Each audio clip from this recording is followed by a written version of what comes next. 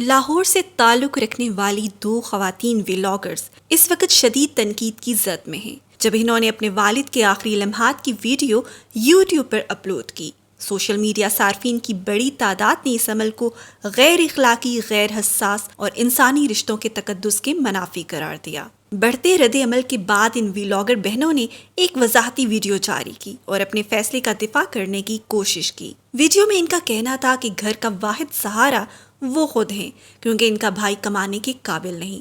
والد کے علاج اور روزمرہ کے اخراجات پورے کرنے کے لیے وہ یوٹیوب پر مواد بنا رہی تھیں۔ انہوں نے دعویٰ کیا کہ یوٹیوب سے انہیں صرف چند ہزار روپے کی آمدنی ہوئی ہے، جبکہ ان پر لگائے گئے لاکھوں اور کروڑوں کمانے کے الزامات بے بنیاد ہیں۔ تاہم زیادہ تر صارفین ان کی وضاحت قبول کرنے پر تیار نہیں ہوئے۔ کئی لوگوں نے اس عمل کو انتہائی افسوسناک اور ریٹنگ کی دوڑ میں اقتدار کی پامالی قرار دیا۔ ایک شخص نے لکھا کہ باپ کے جنازے کا ویلاگ بنا کر کمائی کی جا رہی ہے۔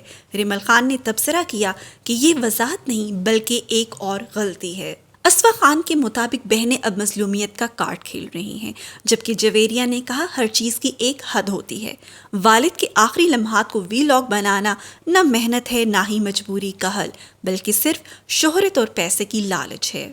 وائرل ہونے والی ویڈیو میں واضح طور پر دیکھا جا سکتا ہے کہ دونوں خواتین اپنے والد کے قریب کیمرہ لے کر موجود ہیں اور اسی دوران ناظرین سے چینل کو لائک اور سبسکرائب کرنے کی اپیل بھی کرتی ہیں۔ ان کا یہ انداز صارفین کو خاصا غیر سنجیدہ اور غیر حساس محسوس ہوا۔